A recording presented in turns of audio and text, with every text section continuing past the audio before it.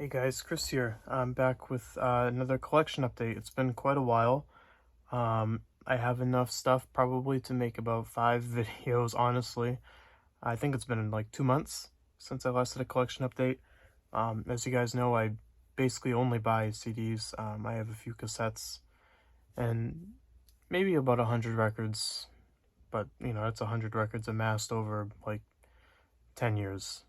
That's how rare I buy them. So basically this is, if you can judge by the name of the video, it's two bands.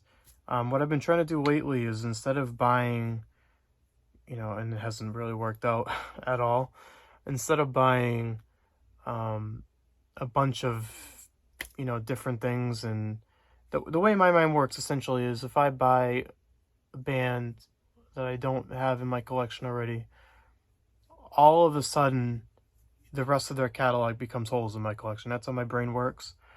Um, and I'm kind of a completionist, unless I can't think of any exceptions off the top of my head. Because unfortunately I do buy shitty music, even if I know it's shitty and I don't like it, because if it's a band that I like, I just want to have everything by them.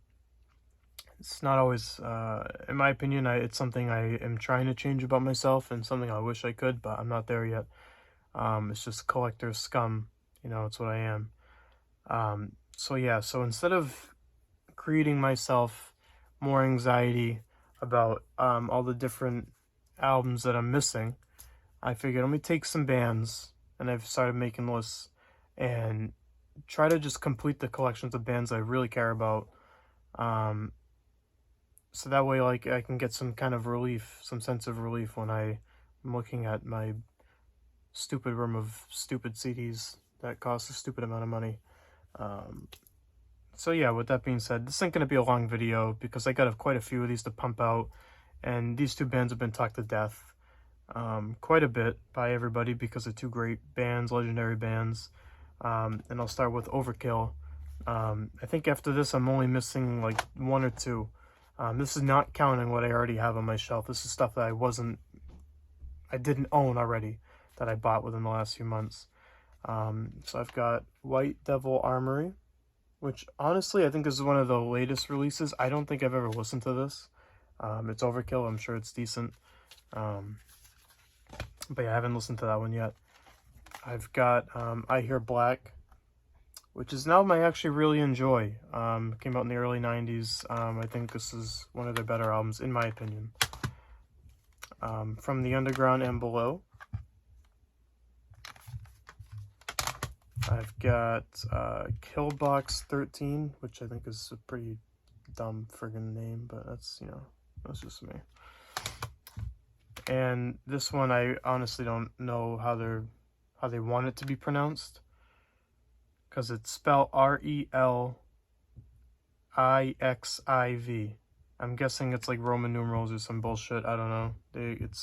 I'll pronounce it the way it's spelled. Relixiv.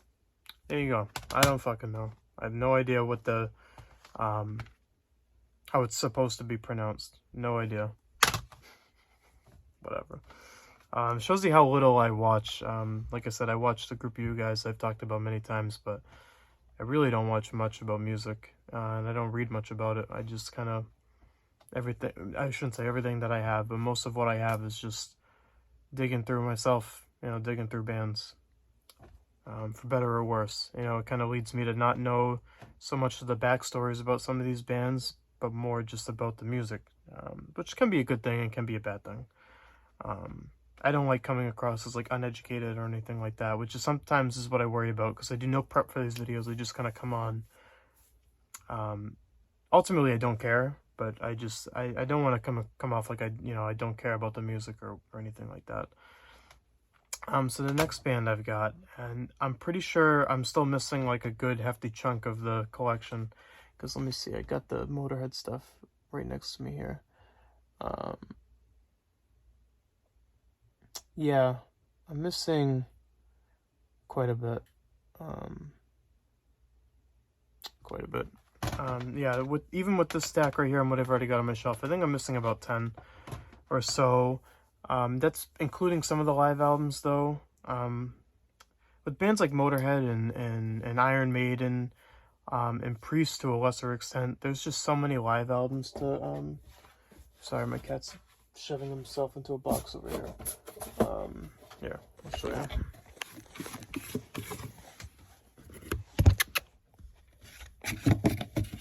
Hey.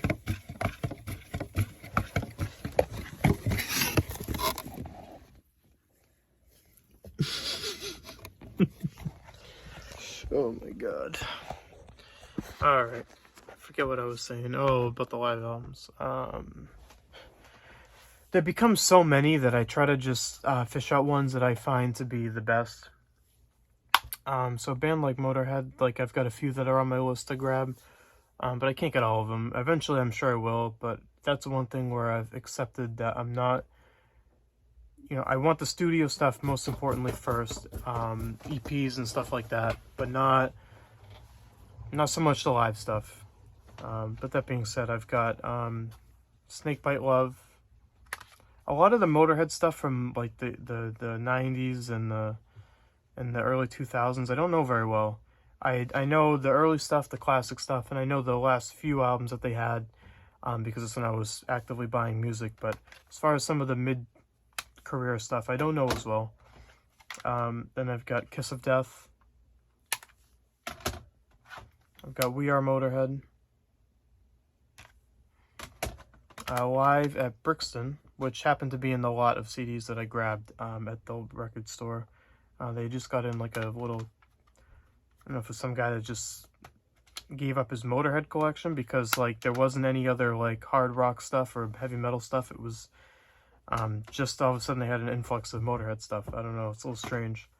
I've got Hammered and Sacrifice, which is actually a really good album. I know this one quite well. I've listened to it a lot over the years. But yeah, I was just going to keep it short and sweet this time. Get those two bands out of the way because that's only like maybe a 1/12 of all the music that I have to go over. But those two take up like the majority of like big chunks of what I've got. And I actually can do these ones as well right now. Another band that I just wanted to kill off the collection of so I could just like get over it. And I'm pretty sure this completed my collection. None of these albums are really like anything special. They're kind of just run-of-the-mill stuff. But the band is Flotsam and Jetsam. Just like a mid-tier, like thrash. I don't know if you'd want to call them like necessarily progressive or anything like that. But just like a good thrashy, you know, metal band. This is all their mid-career stuff. Like I said, nothing special. I think some of these are kind of harder to come by. I don't know if that means, I don't think they're expensive, but I think there's just like you know, I don't know. I think they're, I could be wrong about that, but they took me a while to find. So I have My God. And you notice, like, these are some pretty horrific album covers. Like, I'll show you. Like, that's pretty friggin' awful. Early 2000s, late 90s have some of the, it's either like god awful or it's like so bad it's good kind of stuff. Like Dance of Death by Iron Maiden to me is like the best so bad it's good album cover ever. And this one right here might be another one, and that's Unnatural Selection. That is like the fucking worst album cover I've ever seen in my life, but it's so bad that it's good. Like, it's just, I don't know. It's ridiculous, but I like it. This came out in '99. Then I've got Drift, which I don't know much about. I think I listened to it once and it, you know, nothing stuck with me really. And Dreams of Death, which I have not checked out yet. Yeah, so I got them checked off my list.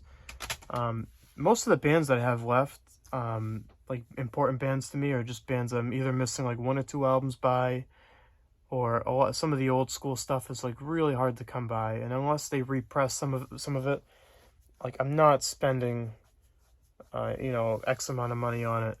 Like Deicide, some of Deicide's like mid-career stuff, like I don't know, maybe I'm just like a cheap Italian, but I can't spend you know, $19, 18, 19, $20, $30 on an album that came out like 15, 20 years ago. I don't know. Unless it's like a new reissue with like a bonus disc of like a live show or some, you know, some early EP, whatever that, you know, was released that's hard to come by now. I'm not, you know, I'm not spending $25 on friggin' Incinerate Him or, you know, one of those. I found that that's one of the particular bands that I've like, it's been annoying to complete the collection of, because I can't spend that much money. Which I guess really isn't a lot of money, but like I said, I'm a kind of a cheap guy. You know, I try to buy used, I try to, you know, scrounge the internet, for cheap shit. So yeah, so that's what I got going on now. I've got a couple more that like filled a couple holes. I think in the last collection update, I think it was the very last one that I had done, I completed my Judas Priest collection, and I've got a couple more that I'm coming close on. Creator, I've got a couple things I'm waiting on. Samael, I think there's a couple of things I'm waiting on. But yeah, so I'm just trying to, that's my new project right now. I'll go in like spurts of, you know, buying, like I just recently went through a spurt of buying, you know, all the 90s rare black metal albums I could find. But that just ended up opening a lot of doors I didn't want to open, because now it's like, now I gotta find all these, you know, hard to find, you know, 20-year-old black metal albums by the rest of these bands that I like. So that being said, I'm not going to ramble on anymore. I sound like a madman at this point. I hope you guys enjoyed the video. Hope I got another new, either at the time that this is recorded, I have a different video done already. I don't know whether this one's going to be coming out first, or if the other one will be coming out first. But if this video comes out first before, it's a different concept that I'm trying. I hope you enjoy it. If people enjoy it, then it'll stick around. If not, it might be the only time you ever see it. But yeah, I hope you enjoy the video. Like, comment, subscribe, do whatever you gotta do. Tell me I suck, that's fine too. Yeah, until next time. See you later.